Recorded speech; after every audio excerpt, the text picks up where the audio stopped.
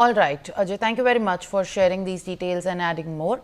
Let's shift our focus to what's happening in the United States, where all the people of the United States are gearing up for the swearing in ceremony of the president elect Washington, Donald Trump.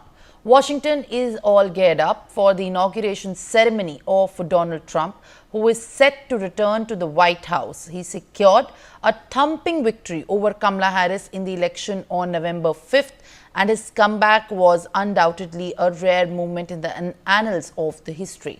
He defied the assassination attempts, criminal convictions, and a change in his political opponent. But that's not all. Donald Trump is the second president in the US's 200-plus year history to have come to power, lost the re-election and then won again. Now the star-studded ceremony at the Capitol in Washington shall host former US presidents, world leaders and the tech titans, but also in focus is Donald Trump's plans for the next 4 years. We all know that number one on his agenda is tackling illegal immigration. But what other policy changes can we expect? Let's discuss.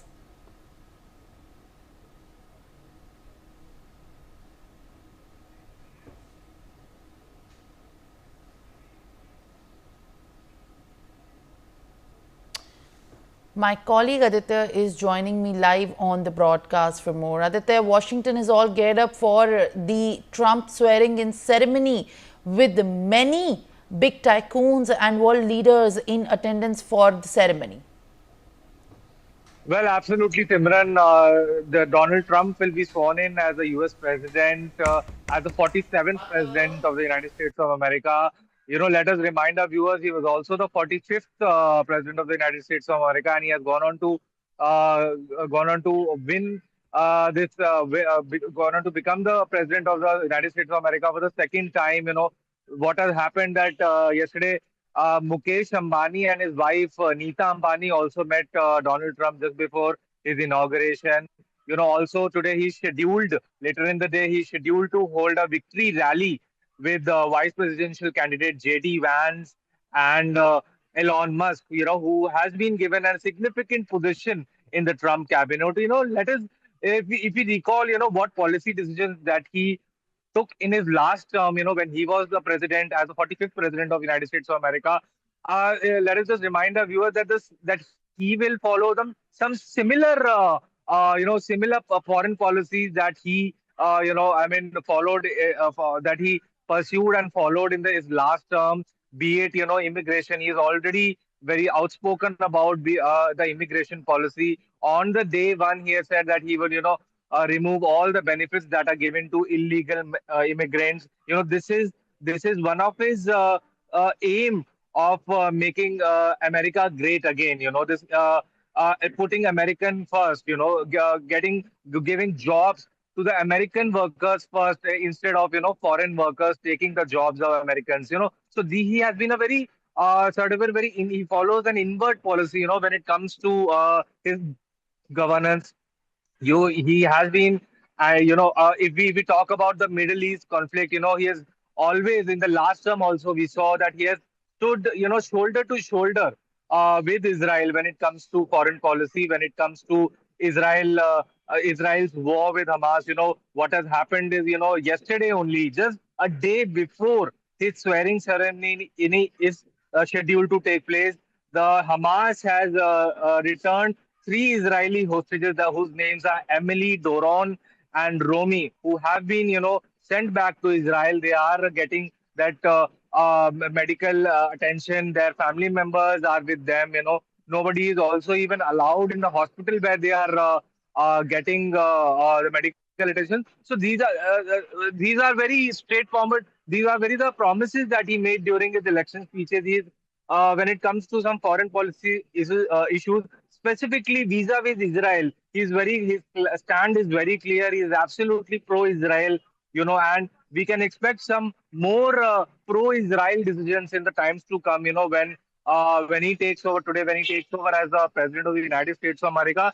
So it is pertinent to note, that he is very vocal about some things. He has been saying that, sometime back we saw that, he had warned the BRICS countries that if they plan to, challenge the hegemony of the US dollar, then he threatened that he will impose 100% tariffs on the BRIC countries, because in no way he will expect he can tolerate that the hegemony of the US dollar is given challenge by any other parallel economy.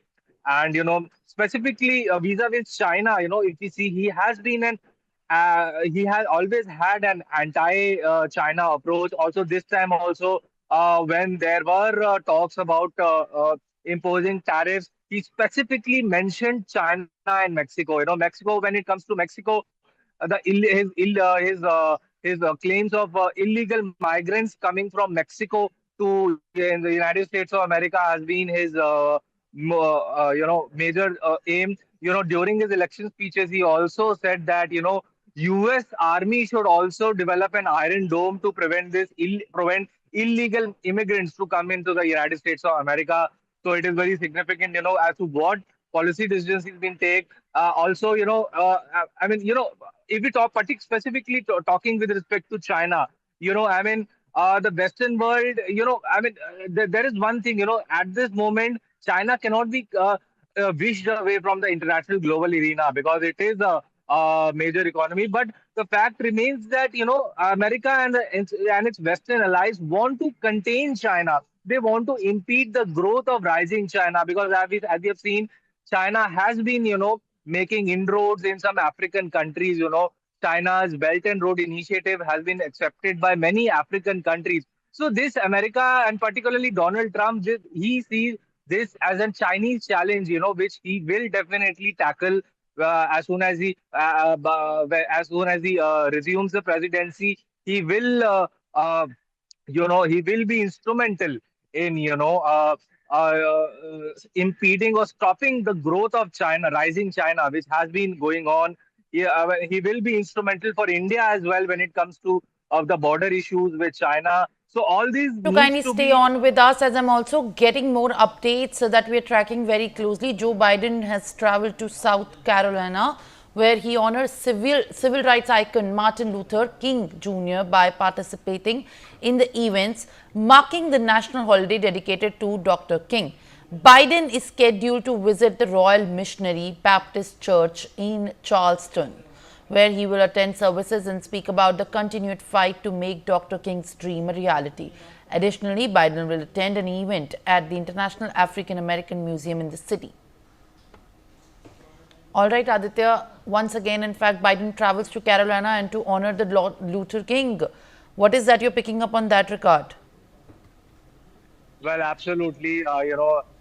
This is sort of giving a if President Biden is also visiting to pay tribute to Luther King. This is sort of because he is set to he has exited as a U.S. president with low approval rating. This is the last, I think, last official visit as a U.S. president.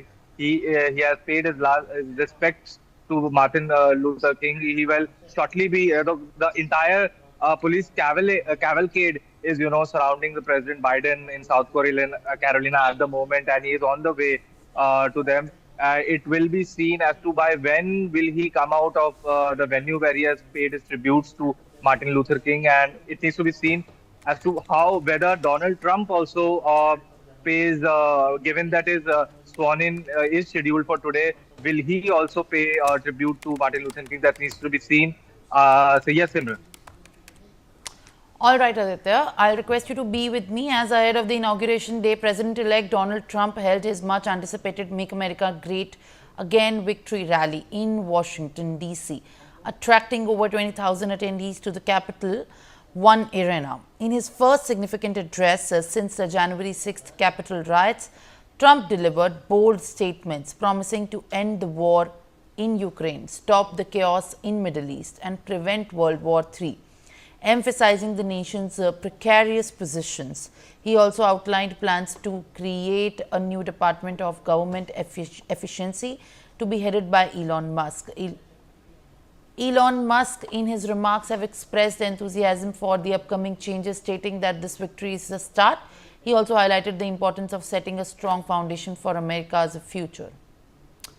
All right, Sanjeev Srivastava, foreign affairs expert, is joining me live. Appreciate you joining me this morning. Thank you very much. Ahead of the much anticipated